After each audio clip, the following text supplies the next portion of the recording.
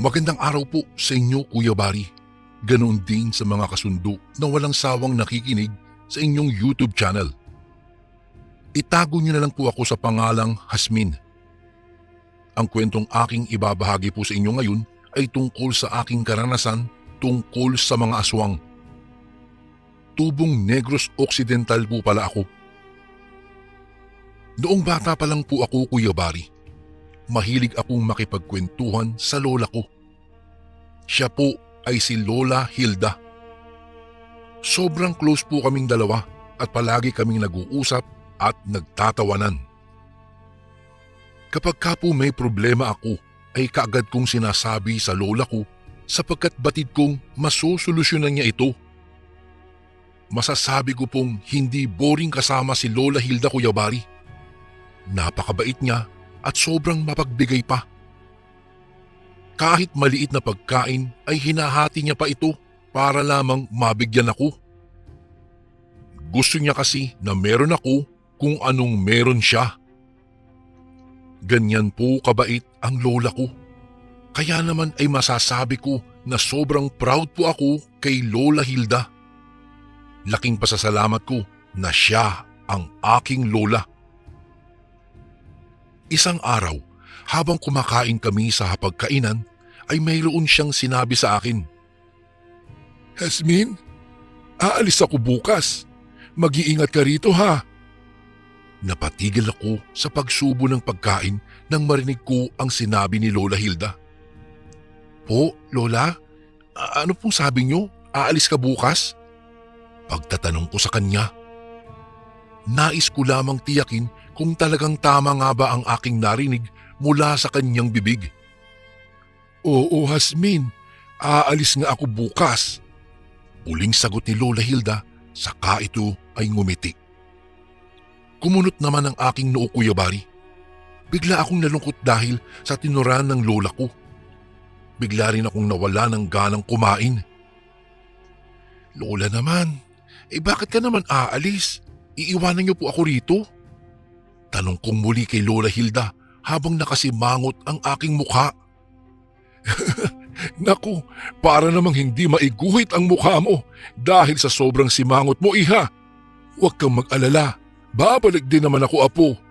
Pupunta lang kasi ako sa kabilang baryo at ako'y magbabakasyon muna roon.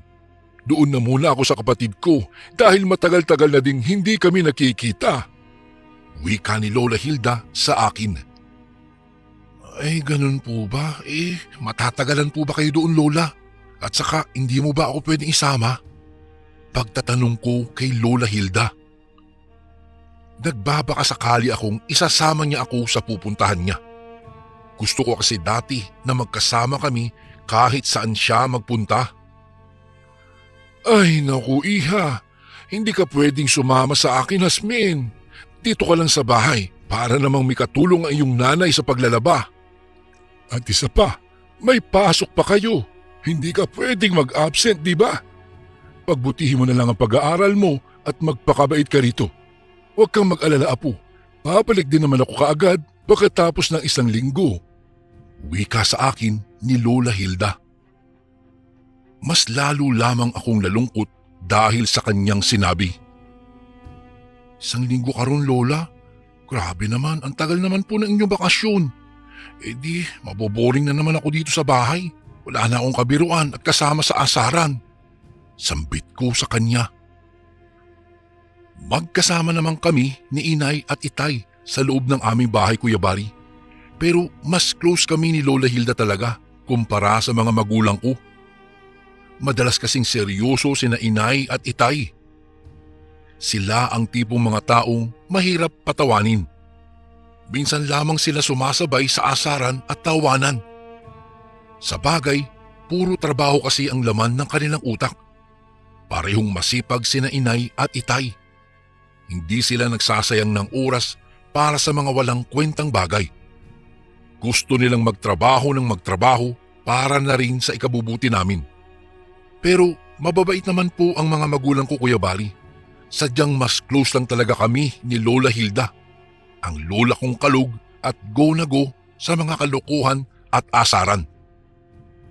At ayun na nga, Kuya Bari, Pagkatapos naming kumain ay kaagad na nag-empake si Lola Hilda.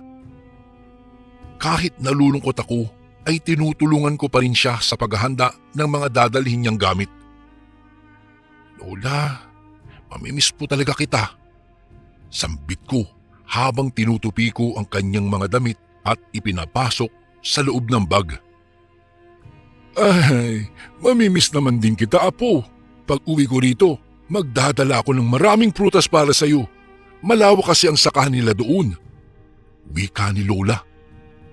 Kahit papaano ay nagawa niya akong pangitiin. Wow talaga, Lola. Naku, gusto ko yan. Masarap kasing kumain ng prutas. Ani ko. Ako kasi Kuya Bari yung tipo ng taong mahilig sa mga gulay at prutas.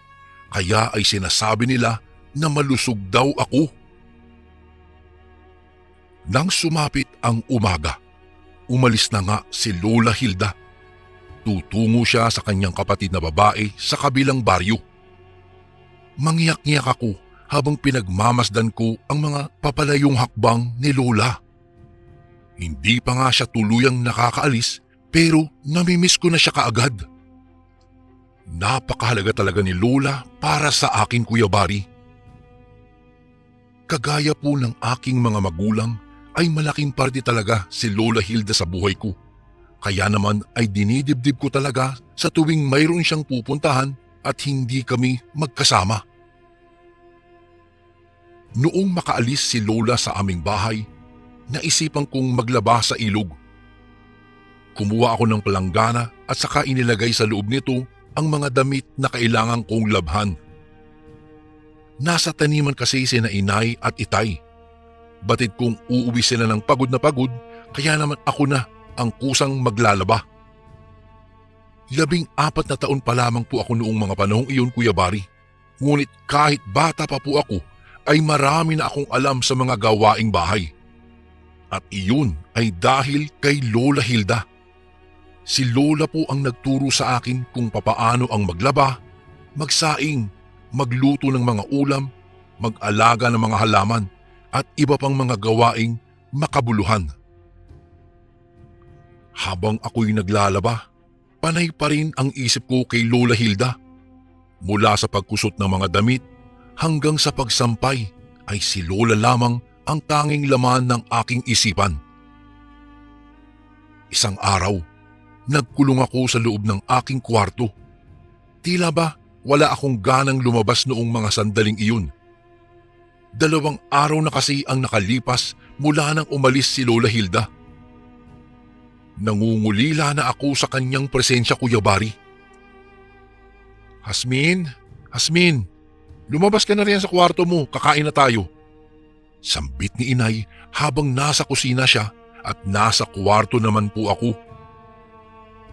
Hindi ako sumagot sa kanyang tawag dahil wala naman akong balak na lumabas. Hasmin, ano ba? Bakit hindi ka sumasagot? Muling sigaw sa akin ni inay.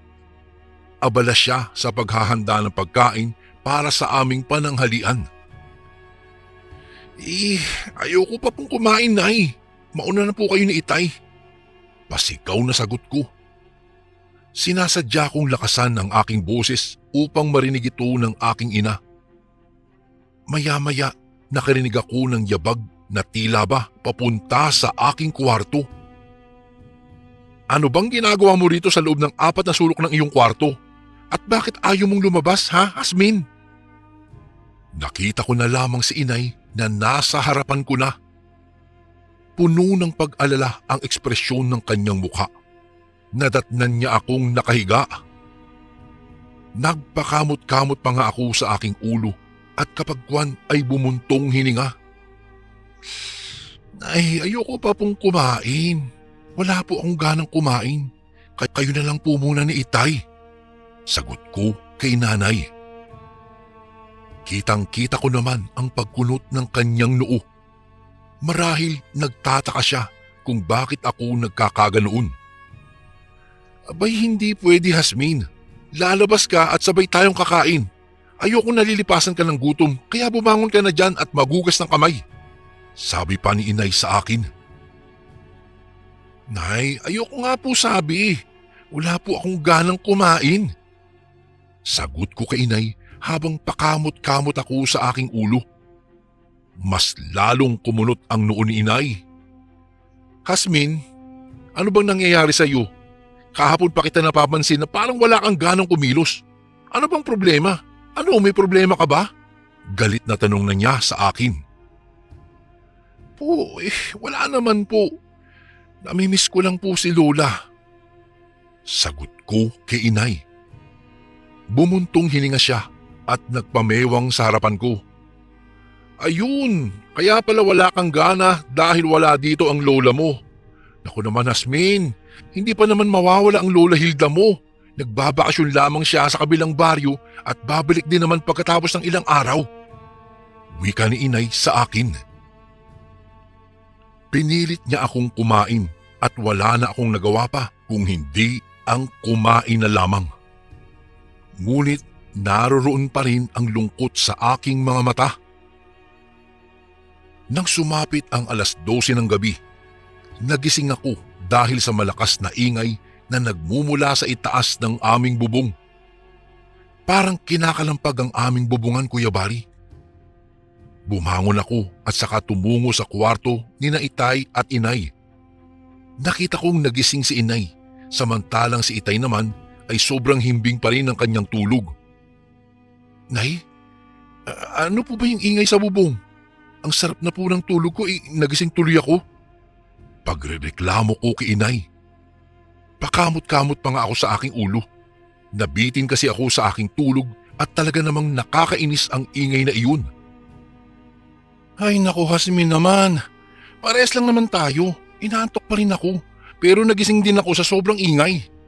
Ay buti pa tong tatay mo, tingnan mo ang masarap pa rin ang tulog. Sagot naman ni nanay sa akin. Hindi na lamang po ako umimik, Kuya Bari. Kapag kwan ay tumungo ako sa kinaroroonan ng bintana at saka binuksan ko ito. Bumungad sa aking paningin ang maliwanag na paligid.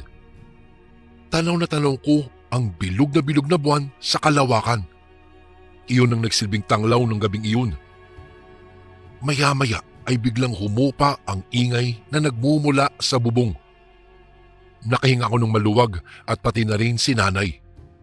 Dumungaw ako sa bintana habang iginagala ko ang aking mga mata sa buong paligid. Naku Hasmin, ano bang ginagawa mo riyan? At bakit mo ba binuksan ang bintana? Isa na mo nga yan, matagal pa ang umaga. Sambit ni inay habang nakatingin siya sa akin. Nasa loob po ako ng kwarto nila Kuya Bari at nakadungaw sa bintana nung mga sandaling iyon. Nay naman, lumalanghap lang po ako ng sariwang hangin. Ang init po kasi kapag ka nakasara ang bintana. Isa pa, maliwanag naman po ang buwan kaya wala kang dapat ipag-alala. Sagot ko naman kay inay. Wala sa oras na napakamot si inay sa kanyang ulo. Hasmin, gabi pa ngayon. Isara mo muna ang bintana. Hindi natin alam kung anong klaseng mga nilalang ang nakapaligid sa atin kapag ganitong oras na. Wika naman ni inay sa akin. Naniniwala kasi siya na delikado ang paligid kapag kagabi, kaya nga ayaw na ayaw niya akong palabasin kapag kumagat na ang dilim. Habang patuloy akong nakadungaw sa bintana, natanaw ko ang isang matandang nakatalikod. Ang kanyang buhok at pangangatawan ay parehong-pareho kay Lola Hilda. Tiningnan ko lang mabuti ang matanda, ngunit hindi ko mamukaan ang kanyang itsura sapagkat nakatalikod siya sa akin. Ngunit malakas talaga ang aking kutob na si Lola Hilda iyon. Inay, tingnan niyo po oh. Di ba si Lola Hilda iyon? Anong ginagawa niya sa kadiliman? Tanong ko kay inay. Napabangon naman si nanay at sumilip din sa bintana upang tignan ang matandang tinutukoy ko. Hasmin, hindi yan ang lola mo. Nagbakasyon si Lola Hilda mo sa kabilang baryo at sa susunod na araw pa siya uuwi. Sagot naman ni inay. Muli ko namang tiningnan ang matandang babae at kahit saang anggulo ko tingnan, si Lola Hilda talaga ang pumapasok sa isip ko, Kuya Bari. Nay, malay natin baka umuwi siya ngayon. Sagot ko naman kay inay. Dahil sa labis na pananabik ko kay Lola Hilda ay mabilis akong tumalon sa bintana para puntahan si Lola. Mababa lang naman kasi ang bintana kaya kinaya kong dumaan doon. Labis na ikinagulat naman ni inay ang aking ginawa. Lola! Lola Hilda! Pagtawag ko sa matanda habang tumatakbo ako papalapit sa kanya. Hasmin! Bumalik ka rito! Hindi iyan ang lola mo! Malakas na sigaw ni inay. Ngunit hindi ko po siya pinansin. Nagpatuloy lamang ako sa pagtakbo papalapit sa kinaroroonan ng matanda. Lola! Lola Hilda, anong ginagawa mo rito? Oh, gabing-gabi na. Tanong ko sa matandang babae na nakatalikod. Ang buong akala ko, Kuya Bari, ay si Lola Hilda iyon. Ngunit laking gulat ko nang biglang lumingon ang matandang babae. Napasigaw ako ng malakas nang makita ko ang kanyang mukha. Duguan ang kanyang bibig, mahahaba ang kanyang mga pangil at nagbabaga ang kanyang mga mata. Galit na galit ang kanyang mukha habang nakatingin ito sa akin. Sa gilid ng kinatatayuan namin ay mayroong patay na katawan ng isang kambing. Naisip ko na iyon ang dahilan kung bakit duguan ang bibig ng matanda. Nanlaki ang aking mga mata at kumaripas na ako ng takbo pabalik sa bahay habang nagsusumigaw ako. Ngunit huli na ang lahat sapagkat mabilis akong hinila ng matandang aswang. Hasmin! Hasmin! Malakas na sigaw ni inay. Kitang-kita niya sa bintana kung papaano ako hinihila ng aswang. Inay! Tulungan mo ako! Pagsusumigaw ko habang umiiyak na. Maya-maya ay biglang lumabas sina inay at itay. May daladala silang itak at tumakbo sila papalapit sa amin. Ngunit mabilis akong natangay ng aswang patungo sa liblib na agubatan. Panay sigaw lamang ako habang hinihila ako ng aswang, Kuya Bari. Kung saan-saang kakahuyan kami nakarating. Habang dinig na dinig ko ang mga sigaw ni na inay at itay. Batid kong hinahanap nila ako, ngunit patuloy rin akong inilalayo ng aswang. Hasmin! Saan ka na? Hasmin! Malakas na sigaw ni itay at inay na namayani sa kagubatan noong mga oras na iyon. Walang ibang mga bahay roon, Kuya Bari, maliban sa amin. Maya-maya ay biglang pinunit ng aswang ang suot kong damit at iyon ang ginamit niya bilang pantakip sa aking bibig. Maya-maya'y pumunit na naman. Itinali niya iyon sa aking ulo. Ganoon din ang ginawa niya sa aking dalawang kamay. Iginapos niya ito gamit ang aking damit na pinunit-punit niya. Dahil doon ay hindi na ako makasigaw. Tanging pag-iyak na lamang ang aking nagawa habang dinig na dinig ko pa rin ang mga sigaw ni na itay at inay. Patuloy nila akong hinahanap, subalit wala silang kaalam-alam kung nasaan ako. Hindi nila alam na sa talahib ako dinala ng aswang. Gustuhin ko mang lumaban upang ipagtanggol ang aking sarili, ngunit hindi sapat ang aking lakas para talunin ang nilalang. Labis kong pinagsisisihan talaga kung bakit hindi ko sinunod ang sinabi ni inay. Mas pinili ko kasing paniwalaan ang aking kutob na si Lola Hilda ang matandang babaeng nakita ko. Ngunit hindi ko akalaing iyon pala ay isang aswang at hindi si Lola Hilda. Lumipas ang mahabang oras. Nakarating na kami sa kung saan-saan habang hila-hila ako ng aswang. Naririnig ko pa rin ang pagsigaw ng aking mga magulang, ngunit hindi na masyadong malakas. Palagay ko'y malayo na kami sa kinaroroonan nila at wala akong ideya noon kung saan ako dadalhin ng aswang na ito. Iyak lang ako ng iyak habang pilit na nagwawala. Ngunit hindi ko magawang makatakas sapagkat napakalakas ng pagkakahawak sa akin ng nilalang. Sa sobrang takot at kaba na nararamdaman ko, bigla akong hinimatay. Kuya Bari, hindi ko alam kung ano ang susunod na mga nangyari. Wala rin akong ideya kung saan saang sulok ako dinala ng aswang na ito. Natagpuan ko na lamang ang aking sarili na nasa loob ng isang maliit na bahay kubo. Sakit ng ulo ko. Nasaan ako? Iyon ang unang tanong ko nang magising ako. Nagpalinga-linga ako sa paligid. Napagtanto kong naroon pala ako sa loob ng isang maliit na kubo. Nakagapos pa rin ang aking dalawang kamay at may takip pa rin ang aking bibig. Maya-maya'y may nagsalita. "Malapit na lang, makakain na rin kita." Nagulat na lang ako nang marinig ko ang tinig na iyon. Lumingon ako sa pinanggagalingan ng boses na iyon sa bandang pinto at natanaw ko ang matandang aswang. Tumatawa pa ito habang nakatingin sa akin. Sa di kalayuan naman, natanaw ko ang apoy at mayroong malaking kawa. Naiisip ko na lulutuin ako ng aswang, kaya naman kaagad nagsipag-unahan sa paglandas ang aking mga luha.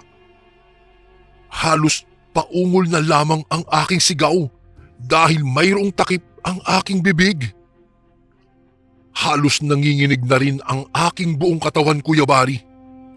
Naisip ko na iyon na talaga ang huling oras ng buhay ko.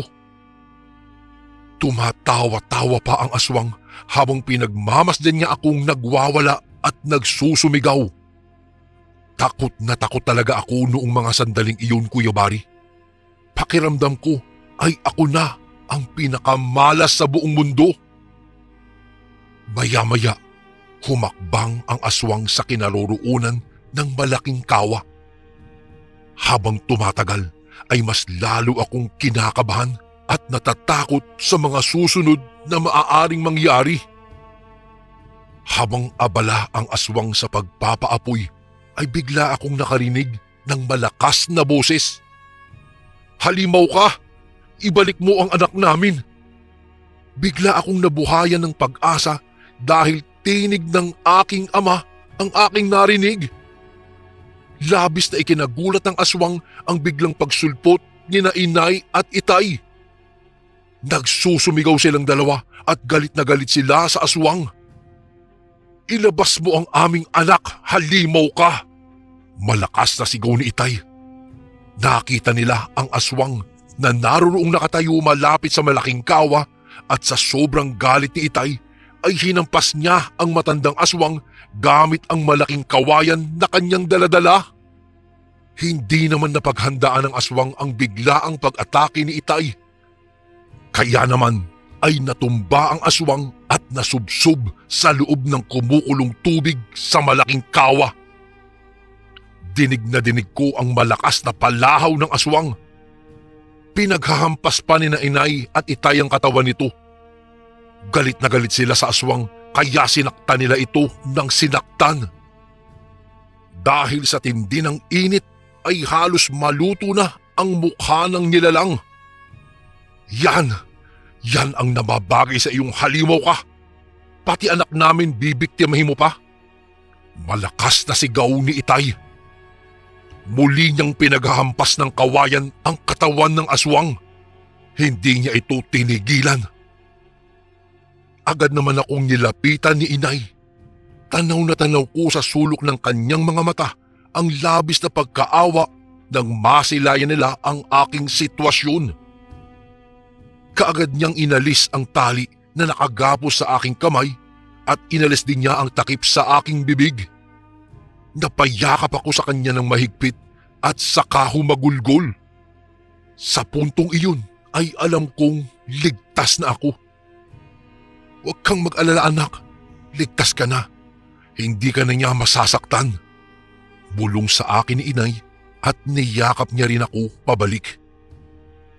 Laking pasasalamat ko sa aking mga magulang, Kuya Bari.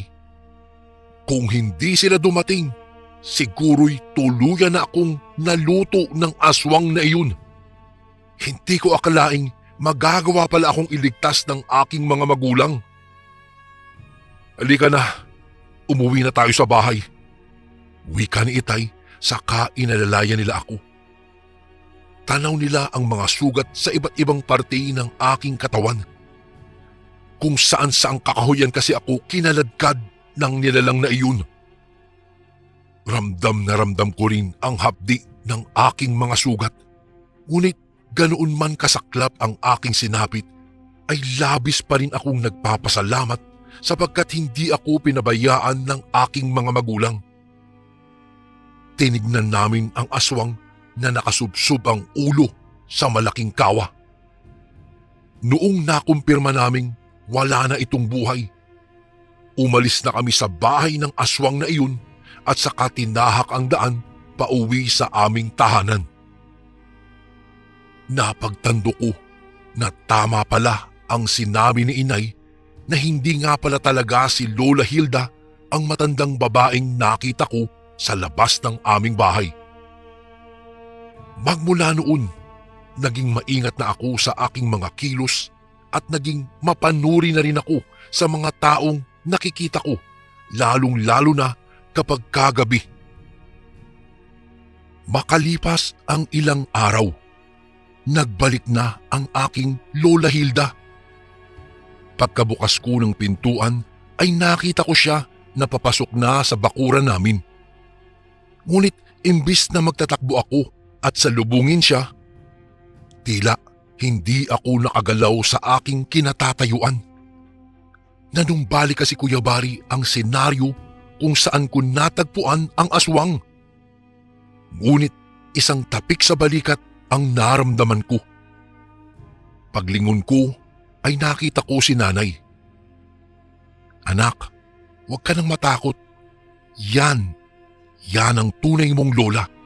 Sige na, puntahan mo na siya. Biglang gumuhit ang ngiti sa aking mga labi. Nagtatakbo ako patungo sa aking Lola Hilda at niyakap siya ng mahigpit. Gulat na gulat naman ang aking lola dahil sa aking mahigpit na pagyakap. Lola, ikaw na ba yan? Miss na talaga kita. Nakangiting wika ko sa aking lola. Oo apo, ang higpit naman ang yakap mo. Ako nga ito. Ano bang pinagsasabi mo? Meron ka pa bang ibang lolang mas gaganda pa sa akin? Pabirong wika ni Lola sa akin. Lola, wala na po. Binibiro ko lang po kayo. Kayo po yung lola kong sobrang ganda at hindi kasing pangit ng isang aswang. Natatawang sagot ko naman sa kanya. Abay, anong aswang ba ang pinagsasabi mo, iha? Just kang bata ka. 1 linggo lang akong nawala kung ano-ano nang sinasabi mo. Wala po, Lola. Wala po. Hindi ko na muna ikinuwento, Kuya Bari, kay Lola ang kahindik-hindik na nangyari sa akin. Pinagpahinga ko muna siya hanggang sa dumating ang araw na naikwento ko ito sa kanya. Gulat na gulat siya sa kanyang mga narinig at hindi niya inaakalang mangyayari iyon sa akin. Magmula po noon ay nangako sa akin si Lola Hilda na hinding-hindi na niya ako iiwan kailanman. Ngunit nagsinungaling siya dahil lumipas ang ilang panahon na mayapa na rin ang aking Lola Hilda. Dahil na rin siguro sa katandaan niya at dahil sa iniinda niyang sakit. Magpahanggang ngayon, Kuya Bari, hindi ko malilimutan ang nakakakilabot na pangyayari na naranasan ko po.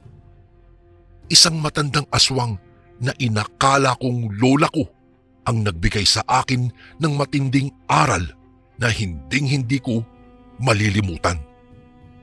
Kuya Bari, dito ko na po tatapusin ang aking kwento. Sana po'y maitampok niyo rin po ito sa mga darating na araw. More power po sa Ang Sundo Horror Stories and God bless po sa lahat ng mga kasundong nakikinig ngayon. Ang inyong bagong kasundo na lubos na gumagalang, Hasmin.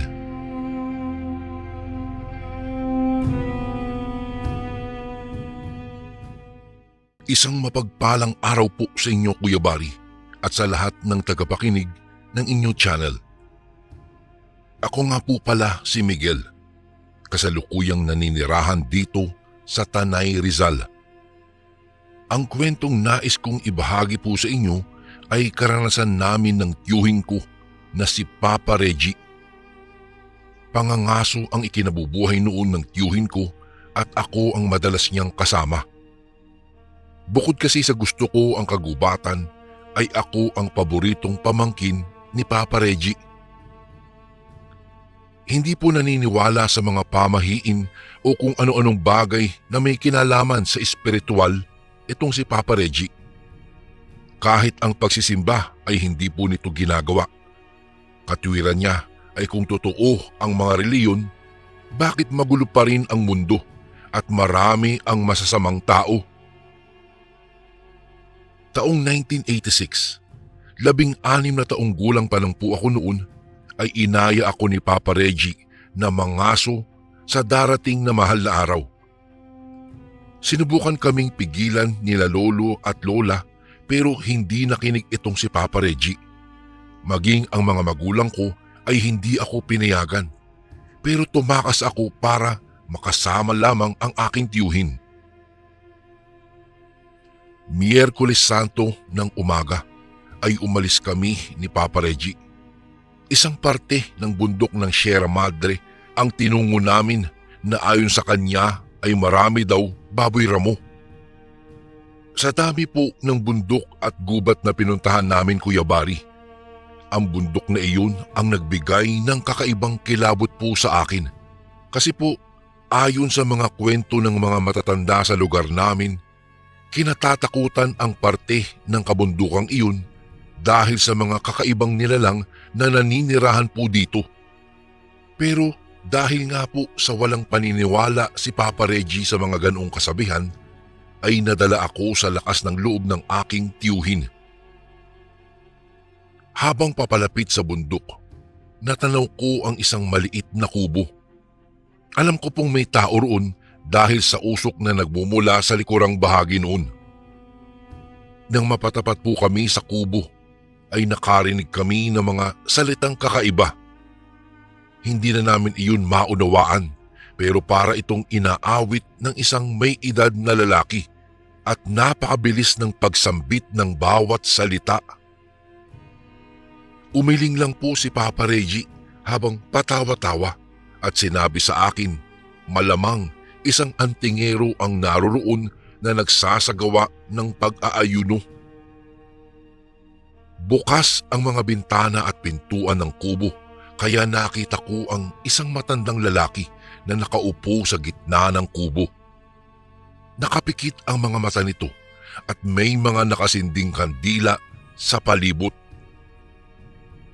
May mga kung anong bagay din sa harapan nito na sa tingin ko po ay mga yari sa tanso.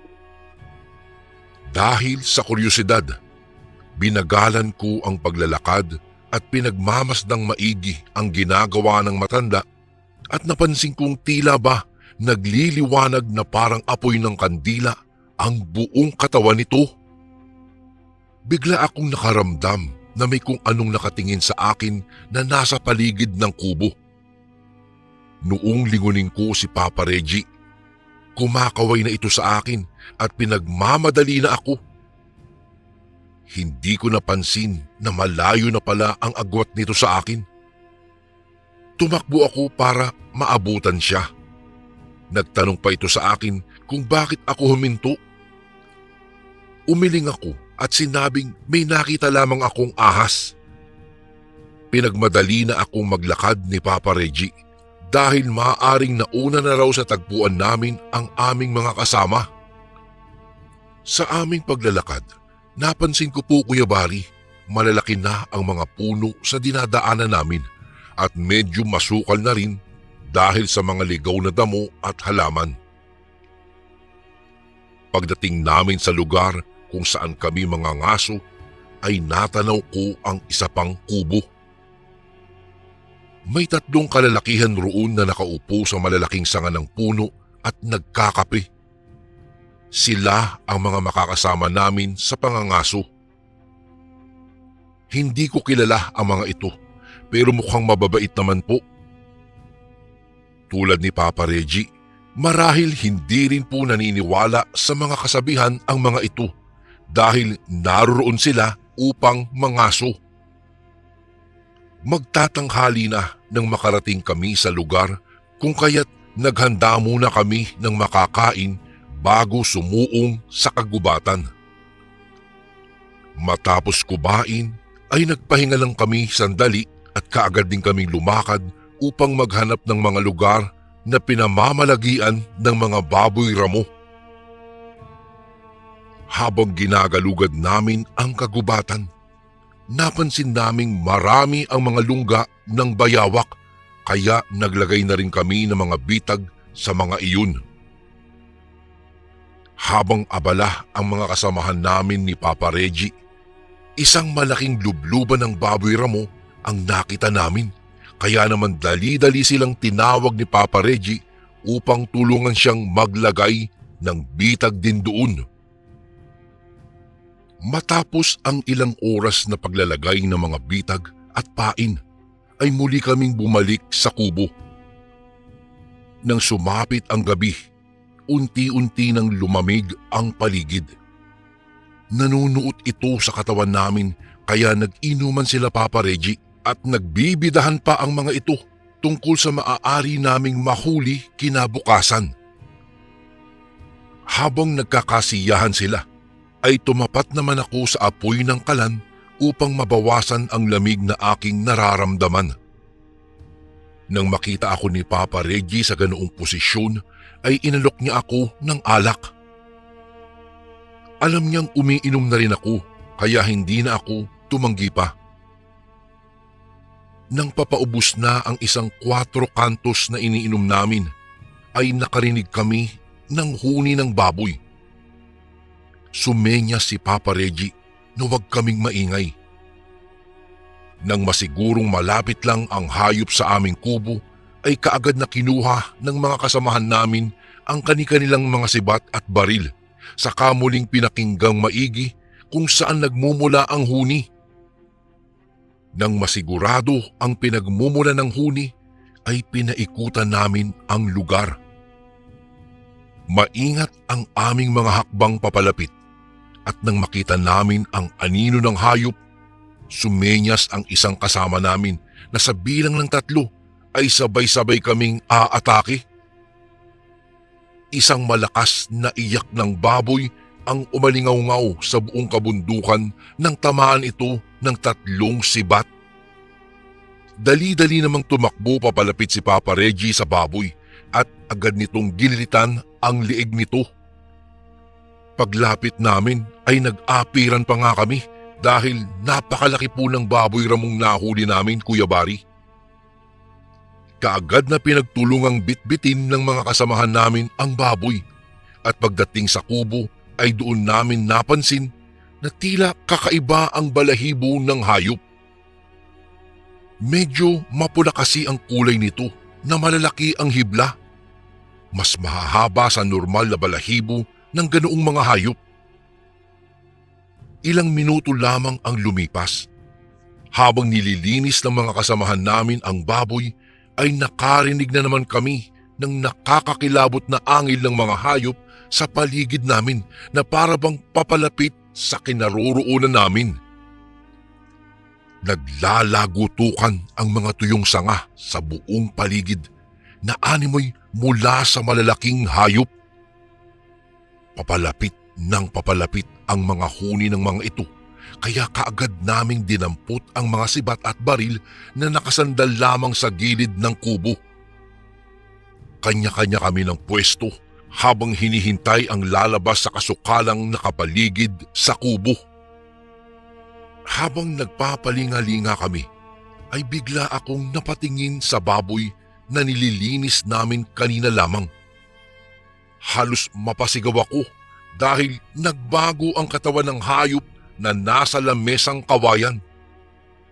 Mas humaba kasi ang ulihang paa nito at ang sa unahan naman ay naging parang mga kamay ng tao pero baboy pa rin po ang ulo nito. Napamura si Papa Reggie Nang makita ang pagbabago ng hayop, kaya kaagad niyang kinuha sa loob ng kubo ang kalibre 45 baril at ikinasa. Kuya Bari, nanlalambot na noon ang mga tuhod ko at nanunuyo na rin ang aking lalamunan dahil sa tindi ng aking takot. Alam kong may kakaibang mangyayari ng mga oras na iyon. Hindi ko lang mawari kung ano. Maya-maya pa, biglang may nagsalita mula sa madilim na bahagi ng kasukalan. Galit na galit ito at nagsabing hindi kami makakalabas ng buhay dahil sa pagpaslang namin sa isa sa mga kasamahan nila. Nanginig na ako noon sa takot at papaiyak na. Isa-isang naglabasan ang mga mapupulang ilaw sa paligid namin hanggang sa dahan-dahang lumitaw ang mga naglalakihang baboy ramo sa paligid ng kubo na may mapupulang mga mata at mga balahibo. Nang ilang di pa na lamang ang layo sa amin ng mga nilalang, ay pumikit na ako at nagdasal. Humingi ako ng tawad sa Diyos at nangakong hindi na kailanman susuway sa mga magulang ko kapag nakaligtas ako sa mga oras na iyon at makauwi ng maayos. Paulit-ulit ko iyong binabanggit sa aking isipan habang hinihintay ang anumang gagawin ng mga nilalang na nakapaligid na sa amin. Kuya Bari, hindi ko na alam kung ilang minuto na akong nakapikit nang bigla na lamang akong nakarinig ng mga ingay na nagpapalipat-lipat sa paligid, kasabay noon ang mga pag-angil ng baboy ramo na may kasamang pag-igik. Nang magmulat ako ng aking mga mata, nakita ko si Papa Reggie at ang mga kasamahan namin na nakatulala lamang. Hawak pa rin nila ang mga sibat at nanlalaki ang mga mata habang nakatitig sa iisang direksyon. Nang lingunin ko ang tinitignan nila, naggulat na lamang ako nang makita ang isang matandang nakikipagpambuno sa mga nilalang. Ang lahat ng lumapit dito ay walang takot na sinusuntok at pagkatapos ay hinahagis lang ng walang kahirap-hirap. Dahil sa kakaibang lakas at liksi ng matanda ay isa-isang nagsiatrasan ang mga nilalang. Nang tumingin ito sa amin, dito ko na naalala na ito yung matandang nadaanan namin na nagdarasal sa kubo. Lumapit ito sa amin at galit na nagtanong kung bakit raw kami naroroon sa ganoong panahon. Hindi raw ba namin alam na delikado na ang parting iyon ng gubat? Tinignan nito ang katawan ng hayop na nasa lamesa bago kami inutusang sunugin iyon at umalis na kaagad sa lugar dahil tiyak daw na babalik pa ang mga nilalang na iyon upang gumanti sa amin. Kuya Bari, gulong-gulo ang isipan naming lahat noon dahil sa mga pangyayari. Nagmamadali naman ang aking tiyuhin at mga kasama namin na kumuha ng panggatong at inilagay iyon sa ilalim ng lamesang kinalalagyan ng kinatay na hayop bago binuhusan ng kerosene at ito'y sinindihan. Habang natutupok ng apoy ang katawan ng hayop, ay lumakad na kami papalayo sa lugar. Mabilis ang aming mga hakbang habang palinga-linga sa paligid. Nasa hulihan naman namin ang matanda na panay rin ang tingin sa paligid habang minamandohan kami kung saan kami dadaan. Pakiramdam ko talaga, Kuya Bari, noon lalabas po ang puso sa dibdib ko dahil sa lakas ng tibok nito at halos hindi ko na rin maramdaman ang tinatapakan ko. Para akong nakalutang sa hangin habang humahakbang. Noong medyo malayo na kami sa lugar, ay tinapik ako ng matanda sa balikat at sinabing tuparin ko raw ang aking pangako. Napatingin lang ako dito habang inaalala kong ano ba yung sinabi ko. Maihamaya pa ay naaninag ko na ang kubo ng matanda. Inutos nitong doon muna kami dumiretso at siya na ang bahala sa lahat. Ang mga kasamahan naman namin ni Papa Reggie ay hindi na nagsasalita at nagpapatinood na lamang sa bawat iutos sa amin ng matanda. Hindi pa man kami nakakapanhik sa kubo ay narinig na naman namin ang mga pag-angil sa paligid na sinasabayan ng mga tunog ng mga nababaling tuyong sanga ng kahoy sa paligid. Hindi pa man kami nakakaupo ay muli na namang napuno ng pag-angil ng mga galit na mga hayop ang paligid. Nanginginig na kaming lahat sa takot ng mga oras na iyon, Kuya Bari, pero sinabi ng matanda na hindi raw makakalapit ang mga aswang sa kubo dahil malakas ang poder na inilagay niya rito. Hindi ko nauunawaan ang iba pang sinasabi nito dahil mas nangingibabaw po sa akin ang takot. Nagpaningas ng apoy sa dapugan ang matandang kasama namin at naglagay ito ng mga sanga ng punong kahoy na may kakaibang amoy. Tinawag din ito sila Papa Reggie at inutusang manaog muna upang makatulong sa kanya. Ipinalapag nito ang mga sibat at itak na dala namin. Pinahiran ito ng kung anong uri ng langis at pagkatapos noon ay nag-usal ito ng mga kakaibang salita na tila ba umaawit. Kuya Bari, habang ginagawa po ito ng matanda ay unti-unti na namang naglalabasan ang mga mapupulang liwanag sa paligid at palakas na din ng palakas ang pag-angil ng mga hayop na parang anumang oras ay aatake na ang mga ito. Noong huminto sa kanyang ginagawa ang kasama naming matanda, ay isang matandang lalaki ang natanaw kong lumabas sa isang malaking puno. Napalingon kaming lahat dito. Nang tamaan ito ng liwanag ng sulo sa kubo, ay kitang-kita namin sa mukha ng matanda ang matinding galit, sapagkat nagtatangis ang bagang nito habang walang kurap na nakatitig sa amin.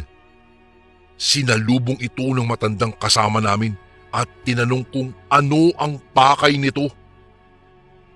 Tinitigan kami isa-isa ng galit na matanda at inutusan nito ang matandang tumulong sa amin na ibigay na daw kami dahil pinatay namin ang isa sa mga kalahi niya.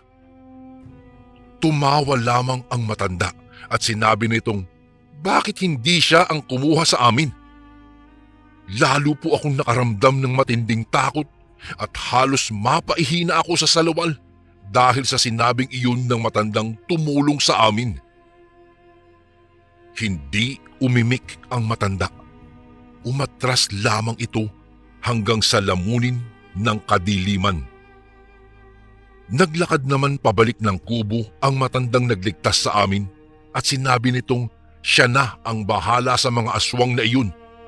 Pero ilang sandali lamang ang lumipas ay isang malakas na tunog ang narinig namin. Nabutas ang bubungan ng kubo. Lumusot mula roon, Kuya Bari, ang isang malaking sanga ng punong kahoy. Kitang-kita ko ang panginginig ng mga braso ni Papa Reggie at ng iba pa naming kasama. Ako naman po ay napahawak na lamang sa braso ng aking tiyuhin. Nagalit ang matandang kasama namin at nagmura ito bago lumabas ng kubo. Isa-isang iniabot ng matanda sa amin ang mga sandatang pinahiran niya lang kanina ng langis. Iniutos nitong ang sinuman o anumang lumapit sa kubo ay huwag kaming magdalawang isip na atakihin ito. Matapos magbilin ay naglakad siya papalayo at tinungo ang madilim na bahagi ng kagubatan. Seryoso ang mukha nito at hindi man lang kakikitaan ng takot, Kuya Bari. Bit-bit nito ang isang punyal at botelya ng langis. Pakiramdam ko noon, Kuya Bari, ay parang walang laman ang aking ulo at nanlalamig ang buo kong katawan. Nahihirapan na rin akong huminga kaya biglang nagdilim ang aking paningin. Napansin ng isa naming kasama na namumutla ako kaya inabutan ako nito ng tubig at hinimas-himas ang aking likuran. Dahil sa hindi namin alam kung saan nagtungo ang matandang tumulong sa amin at kung babalik pa ba ito, ay lalabas na sana kami ng kubo para tumakbo papalayo nang bigla kaming nakarinig ng isang malakas na sigaw sa di kalayuan sa kubo na para ba itong nahihirapan at nasasaktan. Alumpihit kaming bumalik sa loob ng kubo at muling naghanap ng mapagtataguan. Maya-maya'y kitang-kita namin ang mapupulang mata ng mga aswang na tila papalapit na naman sa kinalalagyan namin. Dala po ng matinding takot ay isa-isang nawalan ng malay ang mga kasama ko, kabilang na si Papa Reggie. Dahil doon, muli na naman akong pumikit at nagdasal na lamang na sana maligtas kami at makauwi pa ng buhay. Mukha namang dininig ng Diyos ang aking mga dasal dahil biglang tumahimik ang paligid. At nang dahan-dahan akong magmulat ay wala na ang mapupulang mga mata na kanina lang ay papalapit sa kubong kinalalagyan namin. Napasandal na lang ako sa dingding ng kubo at napabuntong hininga. Ramdam ko pa rin ang malakas na tibok ng aking puso at panghihina ng mga tuhod, pero pilit kong nilabanan ang aking takot.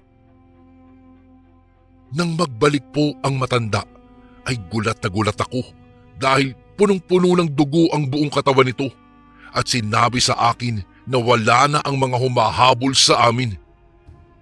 Hindi na rin daw maglalakas ng loob ang sinuman sa mga kalahi nito na paghigantihan ang sinuman sa amin dahil siya raw ang papatay sa mga ito.